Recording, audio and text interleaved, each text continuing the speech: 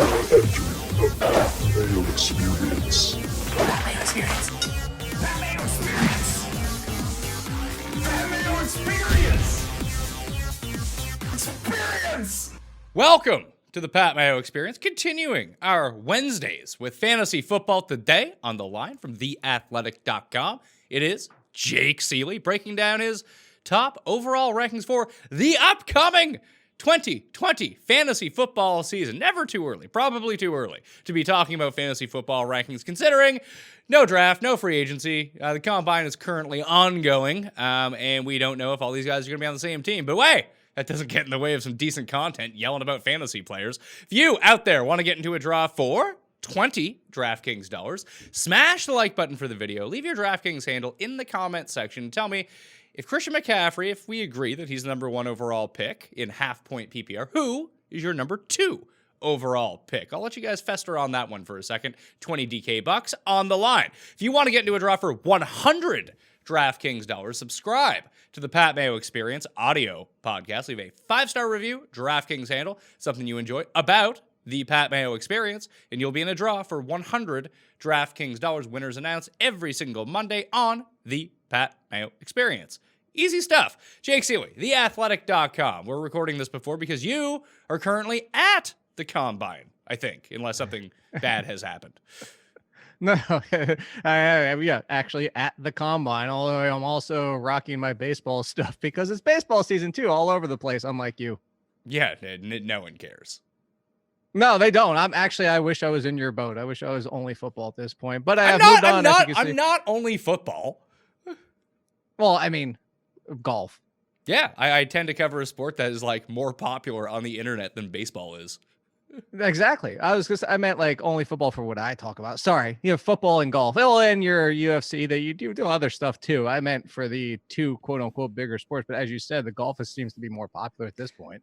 I told people, they were asking me what to do in the football season. You know what I told them? I didn't tell them go play baseball. I said, go watch your videos and start playing golf. Yeah, golf is way more fun. It's the one, and if you are into football, then golf is perfectly set up. It's like 3 days of like building a lineup, and then you enter a lineup, and then it's good for 4 days. Instead of like 8 hours for football, but it's the same sort of idea. Like you wait all week to submit a lineup or make a few picks, and then stuff happens. It's not like, oh, I need to log in to make sure this guy isn't on my bench today, but tomorrow I need to get my pitcher in, but no one's going, so I have to put a relief pitcher in. Like, good God, like just shoot me in the head. Well, it could go the other way too. Honestly, if you did there are weekly lineups in fantasy baseball, but then there's the downside of that. It's like, oh, my guy got hurt on Monday and he's out for the rest of the week, and then you get zeros for the rest of the. So there's really no good way to do it. This is why I play golf, because I enjoy the sweat, the quote unquote sweat. Seeing if you guys make the cut.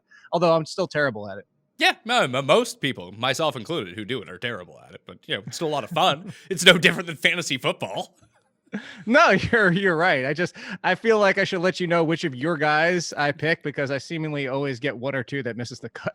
Yeah, everyone does. That's the hard part. If it was easy to get all 6 through the cut, it'd be a very easy game. It's not. Let's talk football, though. You have your overall half-point PPR rankings. Way too early rankings. Half-point PPR at theathletic.com. What's the code that people can use for you? Well, they can use All in Sports, but that's only 30% off. So if you go to the baseball draft kit, you don't even have to like baseball. Just go to the baseball draft kit and you can get 40% off. I mean, you didn't even need to say that. You could have said 30% off with your code. Get those royalties. I mean, I do like to save people money. I'm here for the people as much as people don't think I am. And I'm an ornery dick. I do actually try to help people. All right. Top 10 you got for half point coming into the year. Number 1, as mentioned before, is Christian McCaffrey. That seems very logical. We'll talk about all these guys individually. Dalvin Cook, Saquon, Michael Thomas, Zeke, Kamara, Henry, Chris Godwin at 8, DeAndre Hopkins, and Nick Chubb at number 10. What was the hardest part about filling this out? I would guess it's who's number 2, right? Oh, yes. Who's number 2? Yes, that was because you can look at it as a couple ways. You could say, all right, well, the Giants are going to address their offensive line. They know they need to. They got a ton of salary cap room to do so. They have a whole new coaching staff situation where, smarter offense, whether or not they're going to get the ball more is Saquon Barkley, who should be healthy next. And there's a lot you can say. Saquon Barkley arguably could be number 2, but from what we just saw with Dalvin Cook, and I know Stefanski's gone, but I don't think they're going to change that offense too much. Dalvin Cook, we saw. Dalvin Cook, we know. And whether or not they have a backup behind him, he's going to get in the ball all the fastest of the game. This is whether or not Stephon Diggs is there. There's just a lot to say that, you know what, Dalvin Cook's the safer. I think Saquon Barkley arguably has more upside, has a higher ceiling, but there's still so many questions with that offense, let alone the fact that you go back to Daniel Jones. And, you know, what if he's turning the ball over like Jameis Winston, but with fewer touchdowns, and this team is struggling to score touchdowns for Saquon because Daniel Jones can't hold on to the damn ball. So I got to say, like, that was the toughest. It's just saying, like, is it between I think it's only between those two at this point, though. Yeah, and we'll give you some leeway to flip-flop as more information exposes itself throughout the course of the preseason. And then, you know, after the draft, maybe someone takes a giant leap. I don't know. Maybe Saquon gets cut. Who knows? But as of right now, I guess the big case to me would be everything that you would want from Saquon in terms of what he can do in the receiving game that we didn't see under Daniel Jones. Let's say that becomes a focal point in the offseason for the Giants. Like, hey, we're going to utilize Saquon out of the backfield with Daniel Jones like Eli used to. I mean, a part of it was Eli couldn't really do anything else besides dump the ball off, so that was a big boost to the fantasy value of Saquon Barkley. But even if you could get Saquon around like 5 to 7 targets a game out of the backfield, at that point, he's just Dalvin Cook. So I can see why you have Cook over Barkley. Well, and also, if you talk about it too, just in one fewer game, he had one fewer reception than Dalvin Cook. And if you look at it too, Dalvin Cook was healthy more than Dalvin Cook missed 2 games. With Saquon Barkley, when he came back from his injury, there was a lot of talk that he did it too fast and that he wasn't 100% until the stretch down the way. And that point, it was around that range. So again, I think that you're looking at the fact that the downside is Dalvin Cook, but Dalvin Cook certainly is safer. The upside is definitely greater. If you told me you were going to get the same amount of games from both of them, and even without a change in the way that he was used, but just a healthy Saquon Barkley, I think he finishes in front of Dalvin Cook. It's just there's a lot more. The floor is lower, so it's just going to be your taste of which way you want to go. Now, of course, again, you talked about it. If they address the offensive line, which helps them a little bit too, like Solder was just a freaking one of the worst signings we've seen in a while for offensive line. And that's, you know, hey, the Giants are going to make stupid decisions, but assuming they address the offensive line, I could easily see Barkley pushing in front of Cook by the time we get to August. Well, there's also a few rumors swirling that Dalvin Cook might pull a Zeke or a Melvin Gordon and try to hold out on the Vikings. And if that's the case, just like, don't take that guy. I think we've learned that enough over the past few years. Oh yeah, because they'll be fine by week 1, and then all of a sudden, like, nope, that's not happening. Like Melvin Gordon last year, it's a little bit different with Dalvin Cook, but as soon as we start floating those rumors out there, we have plenty of time to see how legitimate they might be. But if we get to basically training camp and it's still he's not showing up, then yeah, I would actually just forget about it. I would just go Barkley. So you go 3 running backs to start, then a receiver, then 3 more running backs. Michael Thomas is that number 4 player. Which leads me to believe, with the way that you've tiered these rankings in terms of the separation of running backs, wide receiver, then the running backs, that Michael Thomas was purely in the mix for the number 2 overall pick too, which I don't think is a terrible idea. I don't think it's a terrible idea either. Now that it's a good time we had this show and didn't do it a week ago before Drew Brees went on the Instagram with all those cool kids and announced his return. So Drew Brees coming back, that's all we cared about with Michael Thomas. If you wanted to, you know me, we've done this for how many years, Pat? And I said I would never do it. And you, a lot of times in the past years, a couple of years ago when Antonio Brown was Antonio Brown and didn't lose did basically go batshit crazy. You were saying Antonio Brown was the number 1 pick if you wanted to, and then circle back. But again, if you want to take Michael Thomas at number 2, I'm not going to say you're crazy to do so. I would never do so. But to your point, I think if you look at it, this past season proved one thing about 3 players. There was such a wide gap from Lamar Jackson, Christian McCaffrey, and Michael Thomas to the number 2s at all 3 positions. That Michael Thomas, that's why he's in the conversation. If you wanted for the safety, I mean, look at it. If we're talking about Dalvin Cook with hey, he might sit out. We're talking about Saquon Barkley. Is he 100%? What does Daniel Jones a full season do this offense? Can it improve the offensive line, the changes with the coaching staff? If you want to say, I'm just going to take Michael Thomas at number 2 and know what I'm going to get, I don't have a problem with that. A lot of the times when you can take a receiver towards the top end of the first round, a lot of it is dependent on the running backs that are available towards the end of the second round, at the beginning of the third round. Now, if you play in auctions, obviously this is a null point. You can just pay for whoever you want and go about it that way. It just depends on value in those circumstances. But we're talking about snakes. Like, what is it? Like 92% of people still play snake drafts. Although, anyone who plays an auction is not afraid to tell you, like, listen, auctions are the way to go. Anyone who doesn't play in an auction isn't playing in a real real league. Now, I don't know about the real league part. I prefer auctions. I know you prefer auctions, but when we talk about this stuff, it's funny that I have to get this out here into the world because auction people are very territorial about auctions. Be like, that's not even a real fantasy football league. It's like, well, I mean, none of it's a real league. It's fantasy fucking football. Like, get over yourself. Oh, it was like, yeah, there's so many of those. Like, go back to, you want to get those people, go play fantasy baseball again, Pat. Does it? You got to play with two catchers. It makes a tough decision. Like, no, it doesn't. It just gives me piss ass number 2 catcher. Like, it's the same thing. Like, everybody wants their way. Look, I say this every single year. I write an article yearly about the best settings for fantasy football. That's my opinion. People ask for my opinion. You don't have to play that way. You can play whatever damn way you want. If you want one starting quarterback and 10 flex spots, do what you like. Do what you enjoy. Auction, you know this. The reason people like it and people why is like they think they're so superior is because the truth is it does open you up to anybody you want to go for. The biggest thing in Snake is that if you're not the number 1 pick, maybe number 2, if somebody gets kooky with the number 1 pick, you have no shot at Christian McCaffrey. And that's what auction is. Everybody can be in if they want to get Christian McCaffrey. If you had design, like you say, you write the article, what are your preferred settings? So I go 1 quarterback, 2 running backs, 3 wide receivers. And then I do, instead of a tight end, I do a tight end wide receiver flex spot. And everybody's like, oh, well, they did that. No, it just opens up the conversation. It doesn't really hurt it that much. It just opens up the convecation. I know, exactly. I like it. It's mainly because of the 16 bye weeks. You have the conversation of Will Dissly versus who's a good, like Cole Beasley. It opens up those kind of conversations just so you're not hamstrung, similar to Superflex versus a 2 quarterback league. So it's just not killing you in those weeks and hoping that you get 1 touchdown for 14 points off the guy who got 3 catches for 40 yards because the tight end is what it is. And to tell you the truth, with the next flex spot and a super flex, so we still have the flex, but we add a super flex, is I actually had somebody in my league this past year who ran out 2 tight ends despite the fact that you didn't have to ever start a tight end. So, and then I rescored that. You have to go look at the article. I rescored defenses for everybody that complains about defenses because they're just so wildly inconsistent and it doesn't value the right things. I feel like defenses were done a while ago and we've never really gone back down the road of saying, you know what? Probably wasn't the best design from day one. So I rescored that. And then of course, ban kickers, no kickers. That's where the super flex replaces the kickers.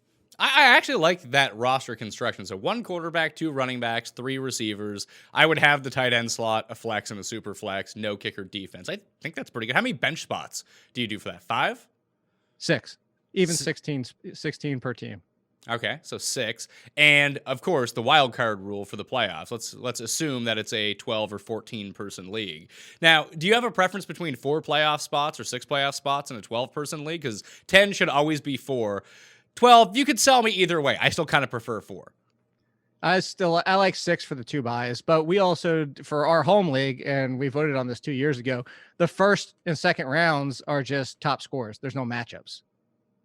Okay, that's kind of interesting. So the way that I like the 14-person league, because you can have 6 playoff spots, and you just play everyone in the league once. There's no, I drew the easy end of the schedule. I get to, face the 3 bottom cronies another time. Oh, well, see, that's why. Yeah, I don't like your stupid fucking doubleheader. It's dumb. It takes away from the fun of fantasy football. It really does. No, it really does. This sounds like someone. This sounds like someone who's like, you know what, baseball's all right, but the only thing I care about is Stratomatic baseball, and that's what's actually important. No, it doesn't. Part of the fun about fantasy football is that you get fucked by the shitty team in your league who play some guy who's hurt at tight end or running back or something, and you still lose. You still do. But in this case, the entire point is that if you get the second best score and you just happen to face the guy who scored 160 this week while you scored $155, you still go 1-1. Because the doubleheaders, for people out there that don't know, the second win or loss is the top 6 scorers get a win, the bottom 6 scorers get a loss. And the good thing about it is you just mentioned, it's not even just that. You still get your head-to-head. It's also watching forget being the second best score.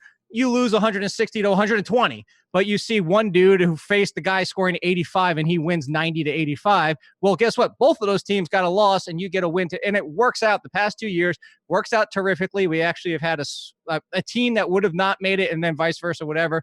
I know you don't like it. There's a lot of people who don't like it. I think there's a lot more people who, once they hear it, do. Again, it's not, I hate the all play with you. Like that, then why do you even play? Just do rotisserie football or something like that. But the double headers is just to get some of that oh, you just got to happen to face the worst scoring team and barely squeak by while I got to face the juggernaut.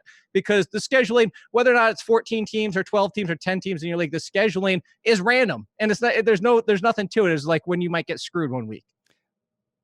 I think that there is a variance part of fantasy football and football in general, which still makes it super appealing. Like, we've seen a lot of throwback against, like, one of the main reasons that baseball has become, and listen, we're both culprits of this, like the advancement of sabermetrics and statistics and accurate predictions in baseball based on a lot of these advanced stats have really taken a lot of the fun out of it for people, especially the people who don't understand what these stats are trying to tell you and why they're predictive. Then the front offices get a hold of it, and then everything in baseball just becomes 3 outcomes. And it seems like the push for this kind of thing is to make fantasy football fair. Fantasy football is not fair. That's sort of the appeal. That I can still join a league with my friends that I've had for like 20 years. You have the guy who basically shows up with a magazine at the draft, who, you know, he tends to come like in the bottom 3 every year. He's also won twice. Like, some years it works out. And a lot of the times he was the team that didn't score a bunch of points, had a really good record, got some good matchups, got hot in the playoffs, and he won. Like, there's a part of fantasy football that is supposed to be like that. That is a part of the fun. So I think that the wild card rule solves all of this. Like, you still need to win your games when you go out there. If you score the second most points in a week and you face the guy with the most points in a week, you fucking lose.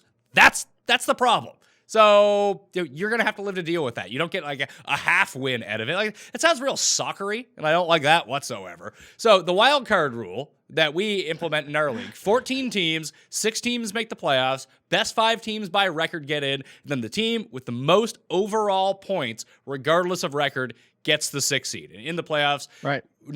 We reseed, but almost like they were trying to do, was it baseball?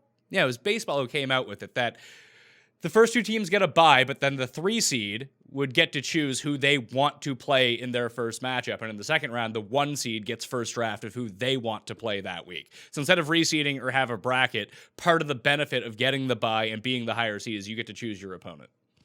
Yeah, I'm okay with that. The choosing the opponent's never been a big thing for me because also, I mean, you just talked about, you just went on your rant about it, like how fantasy football is what fantasy football is. You choose your opponent, you still might lose anyway because no, absolutely. You are absolutely correct with that. There's going to be variance within it, but like, I can just speak from the example of my home league this year, is that the guy with the 3 seed ended up playing me in the first round, and I was the wild card.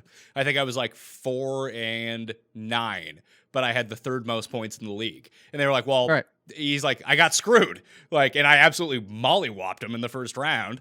But like, but we had a team who was like, had the 5th best team by record, like, was incredibly shitty. Like, that's who you wanted to play. I think they scored like 60 points. Like, they had a couple of wins by like 2 points throughout the course of the year that if you were in that position, you wouldn't want to play the team that scores 400 more points during the regular season. You'd want to play the crappy team. Look, like, again, this comes down to how you want to play. I'm not against that. And I like double headers, but I play in a lot of leagues without double headers. It's kind of how you want to play. Like, we're just throwing these things out there as ideas. We are both 100% on with the 6th seed, the wild card team being the most points scored, not in the playoffs already. I'm 100% with you on that. Always have been. Again, my home league, everybody, at first, I think the vote was like 8-4, but now everybody loves it. Everybody loves the double headers, but there's still people like you who hate them. I could go either way with the picking your opponent for a good reason too. You could all argue the other way too, is it's not just the points. I mean, you could have 2 teams with the same amount of points, but they limped into the playoffs because the final 2 weeks of the season, they lost both their top running backs or something like that. And then you're like, oh, damn, I definitely want to face that team. So I see the appeal and the fun in it. And I actually think the fun side of it, too, is if you do pick the weaker team and then you still get blitzkrieg like that, that's actually kind of funny. So I like the appeal of it. But again, just play how you want to play. Yeah. It really does come down to that. Like you said, we're just kind of throwing out options here. But anyone who says that they have the best way of playing is just, I mean, they don't think that they're lying, but it's a very subjective take on all. We've gotten away from the main discussion of the top overall players here, though. I do want to throw out, injury aside, what's the downside of Christian McCaffrey that doesn't make him the number 1 pick? There is none. There is. I don't There, think there, there's there that. always is. There always is something No, maybe Carolina's offense is different. The defense gets a little bit better. The offense isn't constantly from behind. McCaffrey's not either piling up all this yardage on the ground, or even if that's not the case, he's piling up 12 catches through the air. Cam comes back. Cam is healthy again. He steals some of the touchdowns at the goal line. There are devil's advocate cases to be made. Now, I agree with you that he's the number one pick, but there's always, LT was the number one fantasy running back until he wasn't. You know what I mean? No, but again, like LT was for multiple years. So you asked outside of injury. That's the only, I disagree. That's the only thing. He was 6 points per game ahead of the next closest person. Do you know how bad of a drop off he has to have? And that was without Cam Newton for most of the year. Cam Newton does throw to the running backs. He doesn't check down. He doesn't do it as much as Phillip Rivers, but he does. I don't care who the quarterback is, because he was just playing with two of the worst quarterbacks we've seen playing for teams like at least last year in some time, and he still put up what he put up. I have no qualms, no concerns, no whatever you want to throw out. There is nothing, a 0-0 chance that there is anything that knocks him out from the number one outside of being hurt. Or it takes an exceptional leap from Cook or Saquon, or potentially Elliott.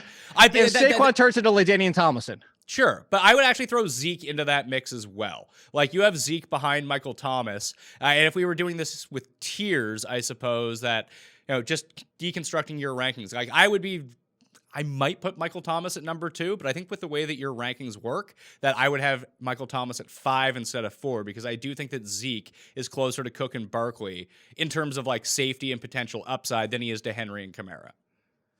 I think safety, yes. The biggest thing that I have with Zeke is that for now, basically, where's the ceiling? Like, what is the ceiling? Is Zeke going to do much? Like, for people forget about it. I'm looking at it right now, 54 receptions last year, which is actually a downtick from what he's able to do. But I mean, really, between the last 2 seasons, combine the last 2 seasons, Zeke kind of tops out at like number 2 or number 3. He just doesn't seem to have the Christian McCaffrey upside in the receiving game, or even the Saquon Barkley in the receiving game, even with the Cowboys being who they are and that impressive offensive line. He's not scoring 25 touchdowns. So I kind of think just Zeke he's almost inherently capped.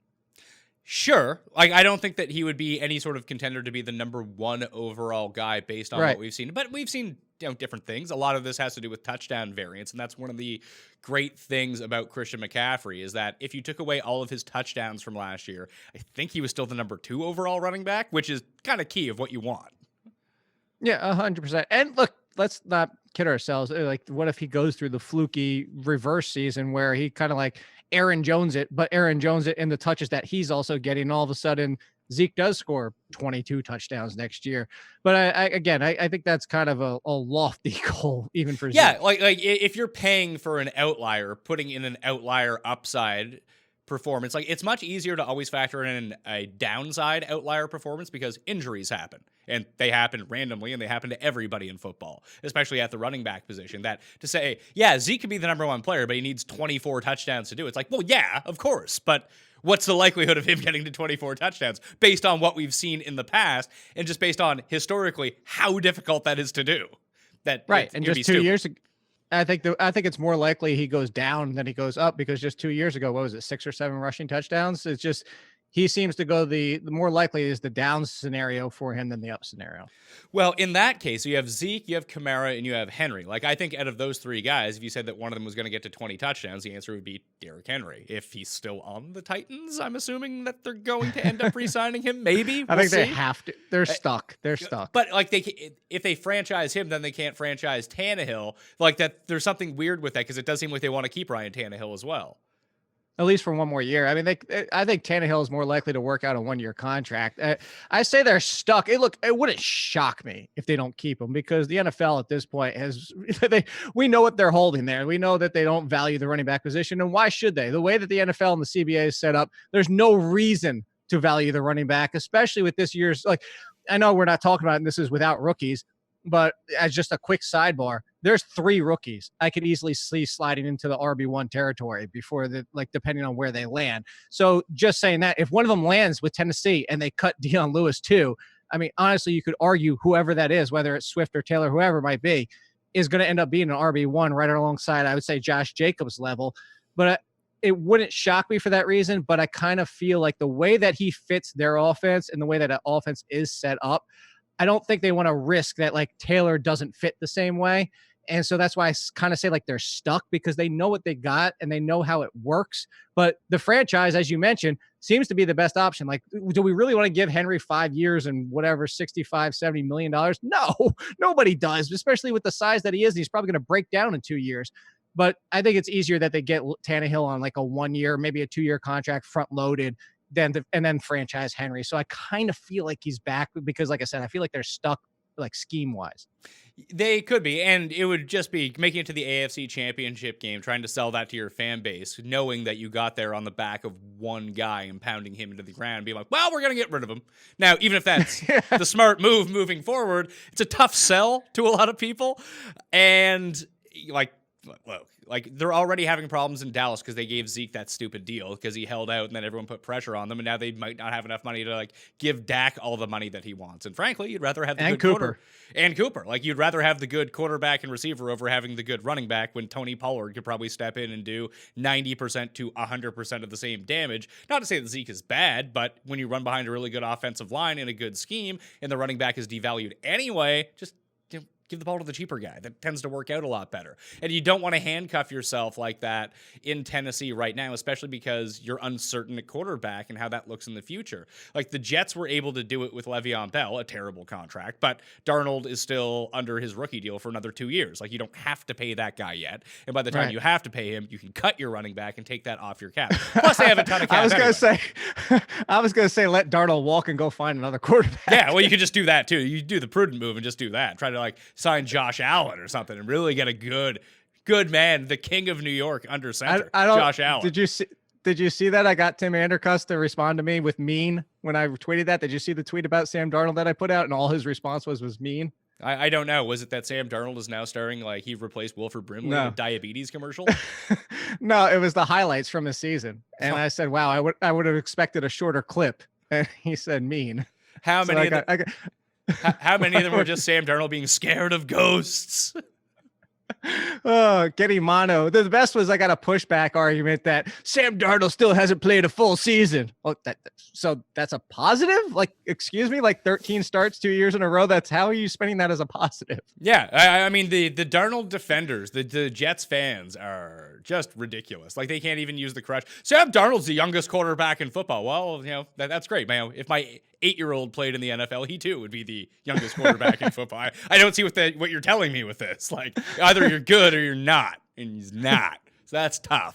But Kamara to me, I think is the single most interesting pick of all these guys in the first round. You have him at number 6. I would wager he'll end up going later than that by the time we get around, just because recency bias plays such a huge key in how I would find it hard that the average person would go into a draft where even if it is full point PPR, half point PPR, whatever it might be, and take Kamara over Henry, if Henry is back on the Titans and in the similar situation, based on what we saw last year, like 797 rushing yards for Kamara, 533 receiving yards. He still had 81 receptions, and he did miss a bit of time, but no more than, 14 carries in any of his final 10 games. Like, it's a really tough sell, but he had that huge touchdown slump. He ended up with 6 touchdowns overall. Right. If you get the positive touchdown regression back for him, and maybe that's tough. Maybe this is where he's, because of the amount of touches that he has overall compared to the other top-end running backs, maybe it just makes a lot of logical sense that he scores fewer touchdowns. I mean, I can buy that argument. But even if you get a little bit of positive regression, he's back up at like 12 touchdowns.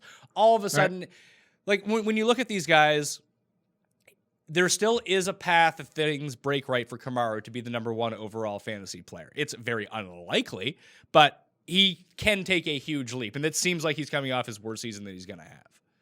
Yeah, and that's the agreement that I have. Everything, and you talk about the 4 touchdowns, 2 of that came in the last 2 games. So he kind of swung back the other direction in 2 quick games right there. But that's the appeal of Kamara. Look, Drew Brees being back, I think feels good. Don't get me started on the Taysom Hill people. Like, really stop people. So Drew Brees coming back helps. The little concern that you do have, as you mentioned, is the touches. He almost is touchdown reliant, and if it does swing in the bad direction or just normalizes to what it should be, yeah, you should get 10, 11, 12 touchdowns. But was it going to be 2 in one game, 0-0-0, another 2-1-0, and I think that's what makes him volatile. So it's kind of like this to me, where I think that you're right in the fact that he'll go lower is because this kind of feels like, hey, this is the end of year ranking. Would I take him there? I don't think I would. I think I'd be hesitant, and I'd probably either swing wide receiver, or I'm telling you, if Jordan Taylor or Dobbins, or basically Swift, Dobbins, or Taylor ends up in a situation like, again, let's throw out the Derrick Henry one. Let's say they do let him walk and the Titans draft one of those three. Get rid of Deion Lewis, bring in somebody like Jordan Howard just as a backup for free agency, or maybe they draft somebody else late as well. You're telling me, I'm saying this, and people are gonna lose their damn mind. But look at Ezekiel Elliott, top 5 running back as a rookie. Saquon Barkley, top 5 as a rookie. You put one of those three on the Titans with the 20 touch per game workload, I would take them before Alvin Kamara. And that's why. It's because of that inconsistency game to game. I think as soon as we get past Zeke, we could poke holes in all these guys. You haven't even talked about Nick Chubb yet. I know we're about to get to him. But Nick Chubb, if Kareem Hunt is back, is it Nick Chubb? Is he going to get Stefanski's like Dalvin Cook treatment, which we can hope for, and that would put Nick Chubb potentially inside the top 5? Or is he going to get used like he did last year, where he barely caught anything once Kareem Hunt got involved? It was weird with Kareem Hunt because Kareem Hunt was splitting snaps in the backfield with him. There was also a lot of 2-back sets where Hunt would just split out into the slot and essentially just become Julian Edelman in the way that he was putting up points, like 7 catches for 54 yards, or at least like the mental picture that we have of Julian Edelman in our minds when he has those like crappy games in PPR but still scores a bunch of points. The upside for Chubb is, I think, capped if Hunt is back. And it does look like Hunt is going to come back. Yeah, because he's getting arrested in the offseason again. Yeah, everyone on the Browns is getting arrested in the offseason. Oh yeah, I forgot. Sneaking a body across. You forgot that Greg Robinson got caught sneaking into Mexico with a Pat Mayo-sized bag of weed. I think you're underselling, aren't you? You're over that. You're over 157. Yeah, I'm like 162. Oh, I would have guessed 170, so I was close. I used to be. I'm in much firmer shape these days. I'm doing my off. No, that's why I was giving you the 170. But I'm going the other. Unlike athletes where they like bulk up to get into good shape, I trim down to get into good shape. Okay, all right, fair enough. So you have Chubb at number 10. In between Henry and Chubb, you have Godwin and Hopkins. What is the big separator for you amongst these wide receivers? Because I would still be prone to have Devontae Adams at number 2. The Devontae Adams, it really comes down to Nick Chubb and Devontae Adams. If you want to flip-flop them and put Adams right there with Godwin and Hopkins, I'm okay with that. I just go down to, look, and you know me, I've been one of the bigger supporters of Adams for a lot of times. And if you look at points per game, I'm pulling that up right now. He was 5th in points per game, actually behind Hopkins and behind Julio, Godwin, and Thomas.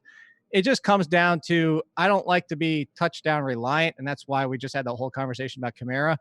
And I feel like watching Aaron Rodgers at this point, I feel like this team needs to address the wide receiver position because Aaron Rodgers' play in his own right is starting to decline. We've been joking about it as a fantasy community. And if he has other options, and again, this is, I guess, me trying to speculate going forward, is if we had the same exact roster for next year, I would move Adams up because he's going to get that volume. But it's kind of the Allen Robinson argument for the Bears. Like, do we really expect Allen Robinson to get that much volume next year if they address the tight end position? Or, we get a full season from Anthony Miller. I just feel like the Devontae Adams with the Packers offense, like they got to bring in other options to ease out this offense, balance it a little bit more. And if that's the case, and now he's down to 21% of the share, does he really get that kind of volume? So again, it's a little speculative. I don't hate him if you want to move him higher. It's just, that's why I kind of drew the line for Nick Chubb. But again, if Nick Chubb and Kareem Hunt, that situation, I could see flip-flopping it. And I could even see taking Devontae Adams over Chris Godwin if people still want to believe that Mike Evans is better than Chris Godwin, which I think people are crazy if they do. I think that they're really close. The problem with Godwin and Evans, and I'd like to see the actual split breakdown to this because I know it only happened very rarely where one of them was a number 1 receiver, or at least how many times during the course of the season were they both a number 1 receiver in the same game?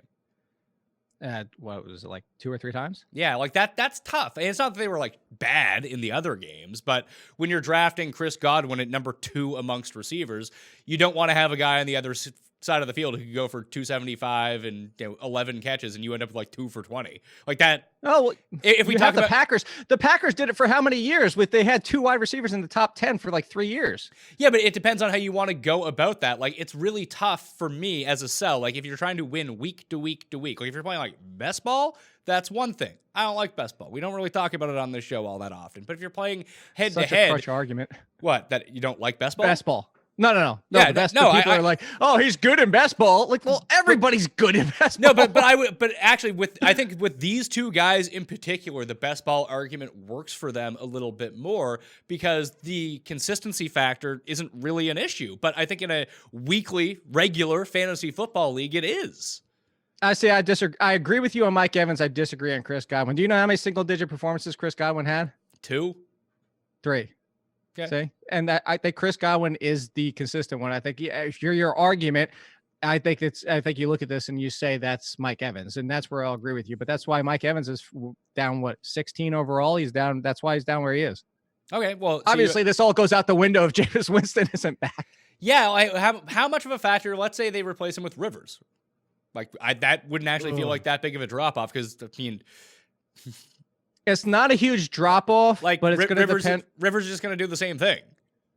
Not to the same degree. I would want to know. We would have to watch and really have to hopefully get some insight on who Rivers likes better, because I would think you would come down to it. Now would be Keenan Allen and Mike Williams, because let's talk talent versus talent. I think Keenan Allen and Mike Williams versus Chris Godwin and Mike Evans they're not that much different. So I would still give the edge to the Buccaneers, but I don't think the gap is so wide that if you put Phillip Rivers with this team, I think you would want to know who his preference is. And if it's Mike Evans, you would have to downgrade Godwin. If it's Godwin, you'd have to downgrade Mike Evans, because I just don't see the second getting the volume that they get with Jameis Winston. Here's a hot take for you.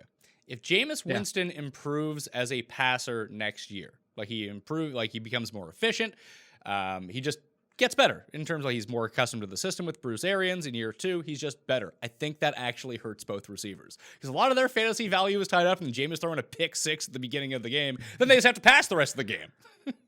I mean, you could argue that so many different ways too. I mean, you could say the efficiency might take an uptick, also, let's talk about it. The defense still hasn't improved. The run defense is I don't care how many things they could spend their entire draft on the secondary, and I still don't think it's going to be enough better where they're still not going to give up points. All right. So being the greatest run defense in the league, turns out not the best idea in 2020. No, maybe back in like 2005, but that's not really a big deal anymore. So Devontae Adams is number 11. Then you have Mixon, Hill, Fournette, Josh Jacobs. I have no idea why Fournette is this high and why Josh Jacobs is this low.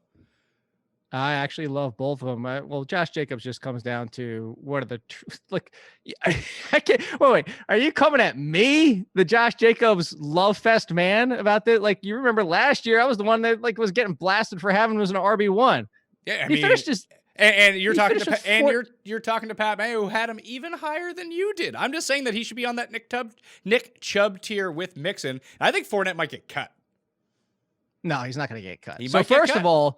So first of all, if you're looking at it, they're 10, 12, 14, 15 overall. That's the same tier for me. So I think we're nitpicking. That's for me. If you want to talk about tiers, they're in the same tier. So they are there for me. When it comes to Leonard Fournette, he's not getting cut. Give me all the Leonard Fournette. I'm buying the living hell out of him this offseason. I will buy him all throughout the preseason. I want Leonard Fournette everywhere next year, because you know why? We just talked about it before with Kamara and all these other players. Touchdown regression. Leonard Fournette was top 5 for rushes inside the 10. Leonard Fournette had 1,700, almost 1,670 yards, 3 touchdowns. That's not going to carry over to next year and be the exact same again. You give him 4 more touchdowns, and now Leonard Fournette is like RB 6 or 7. I don't see it. Like I said, I think that there is a better chance than not that he's not on Jacksonville come the season. And well, then fine, good. Put him on a team that can actually convert in the red zone. I mean, everybody wants to talk about it for Nick Chubb, to getting all those rushes inside the 5-yard line and getting stonewalled, and that, oh, I can't believe this is happening again. Everybody wants to talk about that, but nobody's talking about the fact that Leonard Fournette was basically the exact same thing with 3 rushing touchdowns, 0 receiving, despite being a receiving threat as much as Ezekiel Elliott was. And no, everybody's just off. Well, I don't want Fournette. Well, fine. Put him on a better team then. Then please, yes, take him off the Jaguars. I want all of the Leonard Fournette. So Fournette at 14, on the guys that you have behind him in the rankings, I would take Jacobs ahead of him, Evans, Eckler, Julio, and Aaron Jones all ahead of him. Nah, I wouldn't take any of them if I've heard of them. I just I know these are. I'm looking at your rankings, so obviously. Well, here's the thing about Austin Eckler. Let's talk about Austin Eckler, because Austin Eckler, in his own right, the beginning of the season. So I could be wrong, but here's my theory on Austin Eckler last year. The beginning of the season, it was bananas. He was number 1, number 2 because of the usage and everything like that. I believe he only got that use because the Chargers felt like Melvin Gordon was well, actually, they knew he was. They knew he was coming back for the last 6 games no matter what, because he had to get his check, to get his year's eligibility, all that type of stuff. So I felt like they didn't care about the fact that maybe we're using him a little too much. Oh, we'll bring back Melvin Gordon and he'll be able to split down the stretch, which is exactly what happened. And they started turning towards Melvin Gordon a little bit more. I'm not saying Austin Eckler isn't talented. I'm not saying Austin Eckler isn't going to be the lead next year. I just believe the Chargers bring in somebody. And the reason why, if you look at it, Austin Eckler, Aaron Jones, back-to-back running backs, I think they're in the same group, as in, I love Aaron Jones. I told you this last year at the beginning of the draft season. I said it all year long. Aaron Jones is a player on a per-touch basis, one of the most efficient players. Same with Austin Eckler. The team usage, that's my problem. And I don't think either one of those teams are going to use them consistently, and that's my issue. When I figure out my rankings, there is a 100% chance, and remind me if I don't have this when I release my rankings, that Mike Evans and Aaron Jones will be back-to-back in the rankings, because they're the same player. They just play different positions in terms of how they score fantasy points. Well, I only have them 3 spots apart. So I know, yeah, but the consistency level for them is just mind-boggling. It's the best or not very good. No, exactly. Well, Aaron Jones was even more so. 4 touchdowns and then 0 and 30 yards or 50 yards. So but Julio at 18, is Julio now suffering from the Marvin Harrison effect, where we know that he's really good and he's really good every single season? There's just no more fun in drafting him. I don't know if it's so much more of that, but it also Matt Ryan's starting to decline at this point, and Calvin Ridley's starting to increase. And it kind of goes down to the fact of, now I will say this is early. If they don't bring back Austin Hooper and it's Julio and Calvin Ridley, and depending on what they do at the tight end position, if you could get more targets funneled, then I'll move Julio Jones up. This really comes down to, I have Calvin Ridley 46 overall. And so that puts him inside the top 20, 25 at wide receiver. I just think that could be even a little bit low. I think Calvin Ridley and his talent could start to increase next year again, as we saw him this season. And that starts to pull away from Julio Jones' target share. But again, if Austin Hooper is gone and it's just them two, it really comes down to where do you have Matt Ryan's target percentage going. And I think that's Julio Jones could easily move up or just stay where he is. 20 to 30 in the rankings. We have Devontae Parker at number 20, Kenny Golladay at number 21, Miles Sanders, Lamar Jackson, 23, Amari Cooper, Todd Gurley, DJ Moore, Mark Ingram, the devil, Le'Veon Bell, Allen Robinson, and Keenan Allen. That is your top 20 to 30 in these half-point PPR rankings. We'll curb the Lamar discussion for a second. I think this is a very interchangeable range for me. And we'll start with the Devontae Parker you have at number 20. If you could guarantee me that Fitzmagic is the starter all year, and I guess it really depends on who they end up drafting in the first round, if the Dolphins tend to go that route. If it's Fitzmagic the entire time, that's a perfect spot for Parker. If it's not him, I do worry that someone else comes in, and then all of a sudden Devontae Parker doesn't have the same sort of consistency as he showed in the second half of last year, or that rapport with the new quarterback, and then all of a sudden it's not so great. Yeah.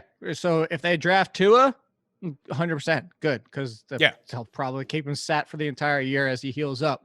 If it's Herbert, because maybe somebody jumps them or they trade back, or who they surprise everybody and trade up and they go take Burrow or something like that, then obviously this kind of goes out the window, and I wouldn't have him here either. Honestly, even after going back to these rankings and looking at more and more, I don't believe, I do actually think the Lions could draft a quarterback, but Matthew Stafford being back, people forgot he was top 5 in fantasy before he got hurt. I would almost at this point, again, so for everybody out there, context wise, I did these rankings before the playoffs. These were the way too early 2020 rankings. So the more I thought about it, I probably feel a little bit better about Golladay with Stafford over Parker with Fitz ? But again, if Fitz is there for the entire year, either way, you want to flip flop him. I don't care. If that's the case, how does Miles Sanders, if Jordan Howard isn't around and Boston Scott isn't a superstar like he might be, that Miles Sanders, I mean, in a half point, like we'll talk about Joe Mixon in a second because I want to talk about him in terms of AJ Green and potentially Burrow as the number one pick. But with someone like Miles Sanders, we know how valuable like bulk volume running backs are. And you made this point last year that Miles Sanders probably wasn't going to be good until the second half at the earliest. And he really wasn't even good until like the final quadrant of the season and then into the playoffs fantasy wise. But if he can get that role from day one, I think he's a fringe top 15, top 12 pick. And I have him as RB13. I have him as 22 overall. I don't have a problem with it. I'm just always going to be hesitant of trusting Doug Peterson. That's my biggest issue is Doug Peterson. Now, again, Andy Reid last year, but also because of injuries. But Andy Reid, for the first time, really went away from his always use one running back, the complete opposite of Doug Peterson.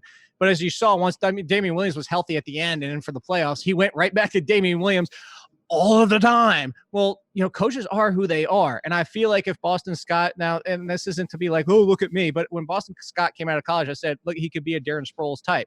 Funnily enough, he ended up with the Eagles and could be the Darren Sproles type. Well, guess what? And I only bring up the Darren Sproles for this reason. Before this season, there was, I think Matt Tagliere was the one who tweeted it out and said that the only running back that Doug Peterson had ever given 60% of the touches to was Darren Sproles. And it only happened 3 times in all the years that he's been with the Eagles. So I just go with that and say, yeah, it was Miles Sanders at the end of the year, but was it because Jordan Howard wasn't 100%? Was it because they really didn't figure out Boston Scott yet? So if they go into next season with a plan, does Miles Sanders get that workload? And that's why I have him where there is. If I knew Miles Sanders was going to get 65% for the entire season, yes, you're right, and I would move him up. I just don't know if I can trust Doug Peterson to do that. It's just one of those situations where I think if it came down to it in a draft and both Austin Eckler and Miles Sanders were sitting on the board right now as we speak, not knowing who the Chargers quarterback is going to be, obviously, at this point, that I'd probably take Miles Sanders. And I would probably do the same. Okay. So you have DJ Moore sprinkled in here along with Amari Cooper, not knowing. This is assuming that he plays for Dallas, I'm guessing. Equitable situation. I don't think Amari Cooper is going to end somewhere where he gets his value destroyed. Okay. So then you have like Allen Robinson and Keenan Allen in that mix. How like Songs Rivers with Keenan Allen. How much higher could he move from this number with someone who could potentially be a really nice fit for him, or potentially move down from the number 30 spot with a really, like, let's say Tyrod's a starter? I kind of feel like this is a nice spot for him, period. Okay. No matter who the quarterback is, just because Keenan Allen is who Keenan Allen is. He's kind of the, you talked about it before with the options there and people not liking him. And I kind of feel like he's like the lesser version of Julio Jones, just kind of like a tick lower. And I think that it doesn't really matter what kind of quarterback style is. Now, again, similar to my argument with Phillip Rivers going to Tampa Bay, which I'm not even sure happens, but, is the quarterback that comes in, do they really like Mike Williams? Do they like the bigger body guy? Do they like the red zone threat? That's always a concern, but Keenan Allen, who he is, I just don't see a quarterback coming in and be like, yeah, I'm going to force myself to the lesser talented, despite Mike Williams being talented in his own right, but the lesser talented wide receiver, just because that's what I like. So I kind of feel like this is a fair spot for him. I think the variance would be more on Mike Williams, depending on who the quarterback is. Heck, Jameis Winston surprised, like maybe he goes to the Chargers and then move them both, or move Keenan Allen up a little bit and move Mike Williams up a lot. Todd Gurley, number 25. I have a tough time wrapping my mind. Like, if I was sitting there and I knew he was the best player available, would I want to take him? And I feel like the answer is no. And here's the thing. So I'm going to go back to the rookies real quick. I feel like those big three of Dobbins, Taylor, and Swift, I think all three of them right now, assuming they don't land up in a spot like when Kareem Hunt was drafted with the Chiefs, assuming that doesn't happen with one of the three of them, I feel like all three for me are going to end up in front of Todd Gurley. Like between Miles Sanders and all the way up to the conversation we had before with Derrick Henry. They're all three of them should fall in that range. Okay. Who else here? Oh, yeah, Lamar, 23. Where do you think he's actually going to go in, like, normal person fantasy football drafts? First round? I would say at the turn of the first, second. I would say, like, if you have the 11th pick, I could see somebody taking him just so knowing that you're not going to get the snake picks. If you had the 12th, he goes 12th or 13th. So I feel like he'll go inside the top 15. Now, if you take him at, let's say, number 15 or number 10, wherever it might be, and he has exactly the same season as he just had, he is going to be worth that pick. I guess the issue that we're going to have coming into it right now is what's a feasible place to take him for that balance of upside versus downside, knowing that for a guy who runs as much in his body frame, he could really get hurt. Just ask anyone who drafted Mahomes last year at like the end of the first round. Yeah, if he had put up 50 touchdowns again, he would have been a first round pick, but everything went right for him 2 years ago. Everything went right for Lamar Jackson last year as it pertained to fantasy scoring. No injuries, breaking the rushing record, throwing for a bunch of touchdowns. People and teams were just not equipped to deal with that offense throughout the course of the season until they eventually adjusted towards the end and into the playoffs. So in year 2 of this new system with Lamar, maybe they mix it up again. He's just as good. That's definitely on the table, but I can't see. It's not that I don't care about taking quarterbacks high or you have to wait. I don't think there's an actual rule to it. I think if you were going to live by one, it would be just wait till the end and draft a quarterback. But that's not to say that there are quarterbacks who aren't super valuable. He's definitely one of them. He probably is the best fantasy quarterback. But he could be the number 1 fantasy quarterback again and not be worth a pick inside the top 25. Exactly. And as you said, to answer your question, to go back to it, I mean, I think the spot is 23. Take them at the end of the second, early the third. That's kind of where you bake in that risk. Because I go back to it and talk about before, and I'll talk the Christian McCaffrey, the Michael Thomas thing. So points per game, just NFL.com using them, 6.7 per game more than second place, Dak Prescott, 6.7. You take away a rushing touchdown, he's still highest scoring every single week. And I think the rushing floor is what keeps him up there. But to your point, what about the people that argued about Michael Vick way back in the day about, oh, he should be the number 1 pick in fantasy or the first round pick? People made that argument for Michael Vick because of the same situation of the rushing upside. Now Lamar Jackson's is greater. But the biggest thing I think we have to look at Lamar Jackson, and you know me, the biggest Lamar Jackson fan out there is, but I'll make the same argument against him that I would make against Ryan Tannehill and that I would make against anybody with that type of touchdown ratio. Is it very rarely repeats. You just mentioned Patrick Mahomes. That was the argument against Patrick Mahomes for 2019, is that touchdown ratio doesn't often repeat, let alone show up in the history of football generally. So if you're talking about Lamar Jackson, you're talking about the fact of 220, 240 a game, 20-something attempts instead of 30-something. That's the same argument for Tannehill next year. You look at both of them, well, you have to be concerned, well, what if the touchdowns aren't there? Now, of course, that can offset and he passes a little bit more and he keeps running as much as he is. And maybe he takes another step forward, which wouldn't be surprising. But I think to your point, the argument is there's more likelihood for the step back than there is for the step forward. So that's why I feel late second, early third is where he should go. If you wait that long, you're probably not going to get him. But as to your point that you also made of waiting on quarterbacks, guess who was basically undrafted this year? Jameis Winston finishes a top 5 quarterback. Dak Prescott went at the end of drafts last year. A couple of years ago, Cam Newton was in the last round because I remember I took him that year that he finished number 1. So there's always quarterbacks. That's why we always say wait on them, because you'll always be able to find one. Patrick Mahomes might arguably end up being the better value next year if he's going in the 4th or 5th round. Yeah, you have Patrick Mahomes at number 44. And even to emphasize your point, like I only had 3 quarterbacks across my fantasy football lineups this year. Jameis, Lamar, and Josh Allen. Those are my 3 guys. And I mean, they all ended up, I mean, Lamar was an outlier being the number 1, but like Jameis was top 5. I believe Josh Allen finished 7th. Like, yeah, 7th or 8th, somewhere right around there. And he was super consistent every single week. Like, he wasn't really a weak winner for you by having weird upside outlier performances, but I think he only actually had 2 bad games all year. Yeah, and it's the rushing floor. Basically, Josh Allen is what do we say? I think you and I said at the beginning of the year, he's Cam Newton. Yeah. He's the white Cam Newton, or he's now the homeless man's Lamar Jackson. The homeless man's Lamar. I like that one better than the white Cam Newton. That one's good. But like this year, the answer to this question is Cam Newton. Oh, well, if he's back, well, actually, if he's back in general, I was going to say that depending where he's playing. I try to think there was somebody else that was saying, it might be, Baker Mayfield. Now that he doesn't have to deal with Freddie Kitchens not knowing, like, oh, I guess I'll run this play. We'll see what happens. He still has Odell Beckham and Jarvis Landry and Nick Chubb and Kareem Hunt. Baker Mayfield could be the answer to this question and finish his top 5 next year. Well, OBJ might not be there. I think he will be. There's a lot of things. Jarvis Landry all of a sudden might not be ready for day 1. They said that with that hip surgery that he should be good to go for week 1. Then Njoku's back from the broken wrist and he's back at full strength. So let's say they return. He might be traded. Who? Njoku? Yeah. Really? For what? Yeah. Just the NFL. It's funny how much they value picks and like devalue players. They're like, you know what? We'll just move on from David and Njoku. Give us a 5th rounder. We'll move. Why? I don't get it. But why? Look, the Giants, Odell Beckham, they signed him to a giant contract. Oh, we're going to trade him away. See you later. So let's talk about Baker. And I kind of agree with you, especially with the rushing upside. They have to improve their offensive line. They just lost an offensive lineman to jail, presumably.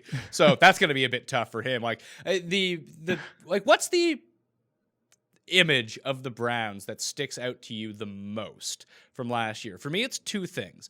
One is having countless times being inside like the 2-yard line and somehow running like 45 plays on that drive and never scoring a touchdown just by running it up the middle with Nick Chubb the entire time. And 2 is that Rams game where Mayfield not only had no time to throw, but then was like almost like Sam Darnold said, like seeing ghosts against the Patriots, but like he was feeling like mythical pass rush even when it wasn't there and it was hurrying him up. Like everything that it comes down to the Browns last year, it could be the mismanagement, could be the bad play calling, Baker being terrible, the personalities on the team. But honestly, I really do think the offensive line was the single one issue that people aren't just being like, yeah, they had a shitty offensive line. They couldn't do anything. No, you're 100% right. And I was going to say, that's funny. The first one is the one that first comes to mind is all those rushes inside the 5 and inside the 2 and getting stonewalled 3 times in a row by Nick Chubb, getting a penalty for a first down, doing another 3 times. Like, it's just like, that's the thing that stuck out the most. I see what you're saying with the second one too, but that kind of went back to the offensive line for me.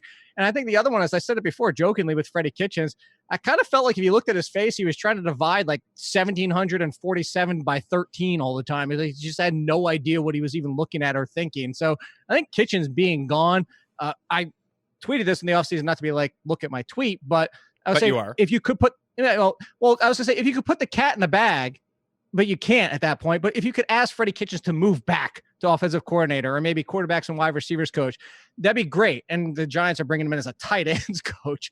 But I feel like he kind of needs to take a step back and he was just over his head. And I think that was clear time and time again next year. So I think the coaching change, and if they address the offensive line, those 2 problems in and of themselves, that they're still loaded with talent. And that's why I said, I think Baker Mayfield might be for everybody that wanted to put this team in the playoffs. And I did too. Baker Mayfield being a top 5 quarterback, all that type of stuff. Like this could be the biggest turnaround team next year. Odell Beckham, him being 2 of the bigger values. And one of the biggest contributing factors to all of this was the strength of passing defense schedule that they played against. And next year, not going to be the same. Like they basically played every good pass defense in the league. And that was the argument against Robbie Anderson, if you remember at the beginning of last year, is all the corners that he had to face throughout the season. And, well, some of that had to do with Sam Darnold getting mono and that team struggled in general. But it ended up hurting him the entire year. So, outlier pick, bounce back, could be a league winner for you selection. Beckham, who you have ranked at number 37, or Juju Smith-Schuster, who you have ranked at number 41, assuming Ben is back and he's healthy. Do I have to pick one? Can I just take both? You could take both, but I don't know if you would want to construct a fantasy team where those were your number 1. And I mean, you would do, like, I could see myself sitting in draft like, 3rd round Beckham, 4th round Juju. This is great to pair with my 2 like, stud running backs. I get that. I get that construction. That's an awful lot of risk to inherit, though. I don't mind it, though, because you said it. If Big Ben's back, I don't care if whatever the jokes are that he's been eating cheeseburgers all the time, whatever. Big Ben's still going to throw it a ton. Big Ben, that's just what he does. That's what this offense is. I'll say Odell Beckham, we've seen finish as a top 5. If I had to pick between the 2, I would take him because we talked about this offense. We've been talking about it for the last 5 minutes. The one question we still don't know about Juju Smith-Schuster, and that's because Ben got hurt as early as this did, is our friend Chris Meany. With the beginning of the season when we did sleepers and bust, he said that his bust was Juju Smith-Schuster, not the fact that he was going to crap out like he did, because obviously he didn't see the Roethlisberger injury happening. But he brought up a good question, which I brought up, you've brought up, everybody has at times, but some wide receivers can't handle being the number 1. And the conversation like Anquan Bolden back in the day, amazing 1B, but really not that true number 1.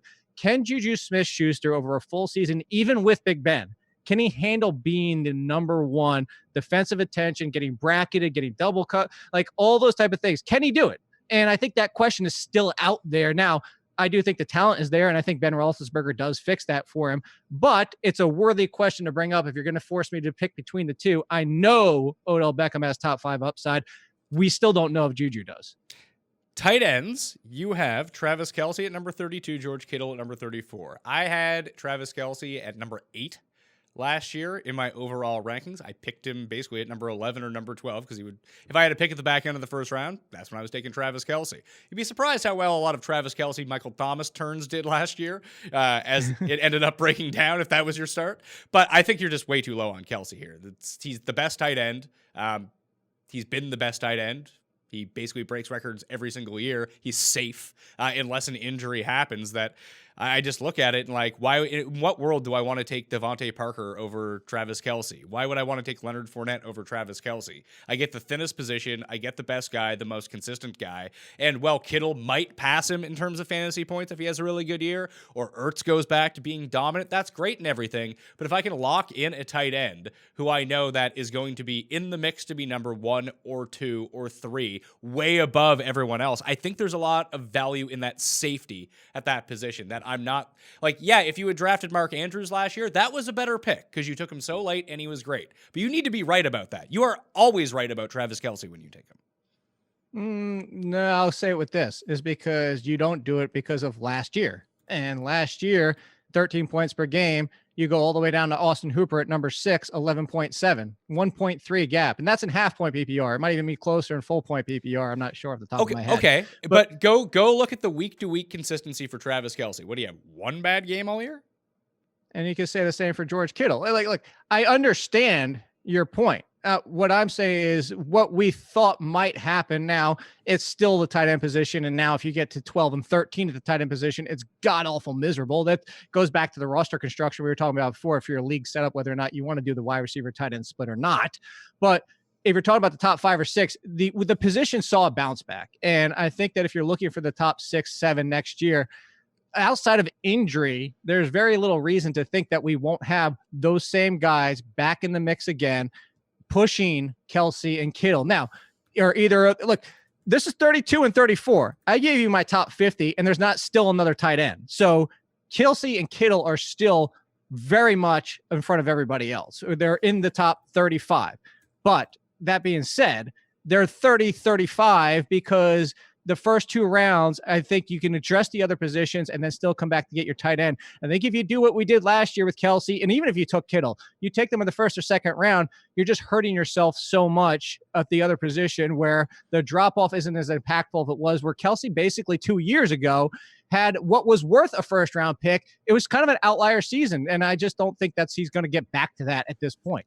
I just think that there is so much safety in that one pick that should count for something when you're constructing your team. Like, maybe it's not a first-round pick. Maybe it's a late second-round pick or an early third-round pick because maybe that's where he'll end up going this year. But I really appreciate the safety of locking that into my lineup every week, not having to worry about tight end. And part of his downside was the fact that Patrick Mahomes missed 4 games. And that's certainly look, Waller didn't have very many bad games. Under 6 points. Same thing for Hooper before he got hurt. Hooper was number 1 before he got hurt. So again, I understand your point. I'm just not going to do it. If you want to do it, I'm not going to tell you you're crazy to do so, but I don't think the gap is as big as it was 2 or 3 years ago, where I was with you at the beginning of last season when you were making the case for it. I told you at that time I still wouldn't do it, but I understood it. I still understand it, but Kelce has to have that season from 2 years ago to make that pick worthwhile, where it's the tight end position, and now we have options. When we didn't have options, I got it. I don't get it anymore. You just need to be right about those guys at the back end. Like I said, you said Hooper, you said Andrews. Those guys weren't top 10 tight end picks last year. No, but I had Waller and Andrews everywhere. Ha, ha, ha. Sure, that's fine. If you make those picks, it really makes up the gap. But if you were the type of person that drafted Ingram or even drafted Ertz, they aren't Kelce. Kelce is on a tier by himself just because he's done it year after year after year. And that's one of those things where I'm good with riding that out until it stops working. Yeah, but I'm looking right now, and you had the 3 weeks in a row where he didn't even top 9 points. And then he came back with 14, and then he had a 9.7. So Kelce wasn't even That's my point. Kelce wasn't even Kelce. And I think the question here is this, is which do you think is more feasible? Do you think it's more feasible that these 6 are back next year? Maybe 1, maybe it's 5 out of the 6 are back next year and top 5 in what they just did. Or do you think it's more feasible that 2 or 3 of them drop off and Kelsey goes back to what he was 2 years ago. Because if you think that's more feasible, then you take Kelsey. If you're on my side and you think we're going to get 5 of the 6 again, and Kelsey is now what we just saw, 13 points per game and not 15 points per game, then you take my side of it. I think it depends on which side of the argument you want. I would think that there is more turnover than you're projecting right now at the top of tight end. And that's fair. I don't. Okay. Cincinnati, if they draft Joseph Burrow, number 1, which Tim Anderson has guaranteed as 100% happening. So if it doesn't happen, you know why. If he somehow, now it's not happening. Yeah, exactly. If he demands like to hold out or whatever it is. But let's say they draft him, Mixon's back, and they re-sign AJ Green. Like right now, you have AJ Green just inside your top 50. You have Joe Mixon at number 12 because he kind of proved, especially in the second half of the season, that he can kind of succeed regardless of who's under center. But how high could AJ Green here go here? Because I don't think that Mixon's going any higher than 12, regardless of who's the quarterback. I can see Joe Mixon jumping Nick Chubb if Kareem Hunt's definitely back, and obviously where Derrick Henry lands. But it's going to be very minimal where he goes. AJ Green, for me, I don't think he's going to get much higher no matter who the quarterback is. Even if you brought in Jameis Winston, I don't care. Then that's not happening. And I'm just saying, like, I don't move up AJ Green because he's missed way too much time over multiple seasons. Like, I understand AJ Green's talent is top 10. I love AJ Green. Everybody loves AJ Green. Nobody's out there saying his talent isn't great, but now it's been multiple seasons of getting hurt. Is his body going to even hold up for season 1? Is his body and talent even 100% of the AJ Green we used to know after all of this too? What does this offense look like with Joe Burrow and Joe Mixon? And now that you have Tyler Boyd taking a step forward, like, what is it going to look like next year where AJ Green doesn't necessarily need to get 25% of the targets? What if a lot of it's still going to the backfield? What if some of it's going to Tyler Boyd? So I just think there's way too many ifs with AJ Green for the people that want to push him higher. I get it, but I think there's a lot more downside to AJ Green than there is upside.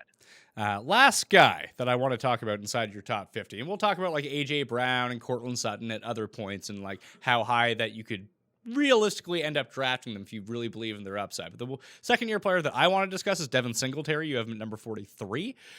A lot of his downside is baked into 2 factors. The fact that, is Frank Gore going to be back? Do we know that yet?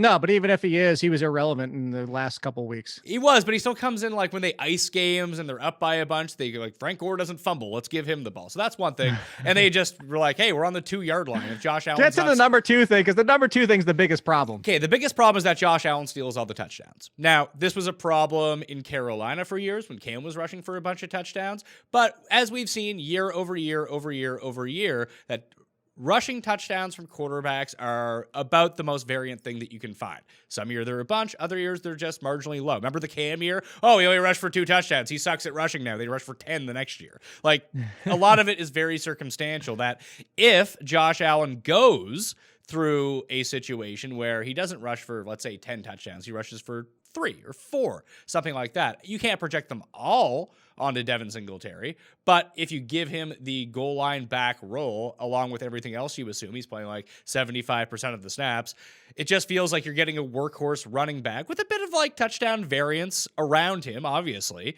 2 rounds cheaper than everyone else who's in the same mold as him. So I understand all those arguments, but I don't think that they're going into next year saying, let's give Devin Singletary the ball 20 plus times a game, because let's talk about his size. And I look at it, just forget the Josh Allen part of the equation. I said I wanted you to get to number 2 because that is the biggest concern. But to play your scenario where that doesn't happen, and it is the backfield, I think it's Aaron Jones-like. And I know that we've now brought up Aaron Jones 3 times, but I think he's a good barometer for some of these other situations that should be the same, like Austin Eckler. And I think Devin Singletary falls into this group. Devin Singletary, I don't think is going to be asked to be like Nick Chubb and run the ball 3 times in a row from the 2-yard line. I don't think he's going to be asked like Leonard Fournette to run the ball 20 times inside the 10. I think if you look at Devin Singletary and his size, that's a legitimate thought that goes through coaches' minds of holding him up through that entire season, because they know how talented he is. They know how talented Aaron Jones is. They know how talented Austin Eckler is. But if you want the best chance to succeed and for the long term of a season, you don't treat a running back like that with that kind of pounding. And I do think whether it's Frank Gore or more likely they draft somebody, or again, another situation where Jordan Howard would make sense. I don't love Jordan Howard, but he kind of makes sense. Carlos Hyde kind of in that role is somebody else to take that pounding. And I don't think that Singletary is ever going to see 10 plus touchdowns because of that. All right. Jake Ciely, the Twitter is AllInKid. You can find him at theathletic.com, covering everyone's favorite fantasy baseball. Yeah. Oh, God. But Go Padres. Screw the Mets. Oh, you've given up. So you've given up on the Giants and Mets, and you have new teams? I told you I'm fine with the Giants as soon as they get rid of Gettleman, whenever that might happen, or if he fools all of us and he is some type of genius or whatever. I can't. I get frustrated with the Mets with that whole Wilpons and the selling, and now they wanted to control and they wanted to redo the deal, and the other guy pulled out, like whatever. I'm so done with that organization. Like, go Pete Alonso. I root for the player still, but you know what, Pat? You know what? No, listen. Fuck that organization. Go Padres. All right. Combine. What are you looking forward to? We'll talk to you like once you get back. And obviously, like we said, we recorded this a bit before the Combine, so you're there right now. You went last year, right? Yep.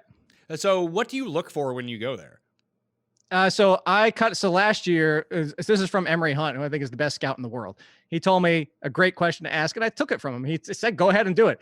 Asked them what's their most underrated skill, and got great answers from most of the players. And what that did is not only one, let me look at the tape and say, you know what, is this something that because of their use, you might overlook? Like Leonard Fournette and Darius Geis are perfect examples of good pass catchers from college that their offense didn't use them that way because LSU was running an offense from 1990.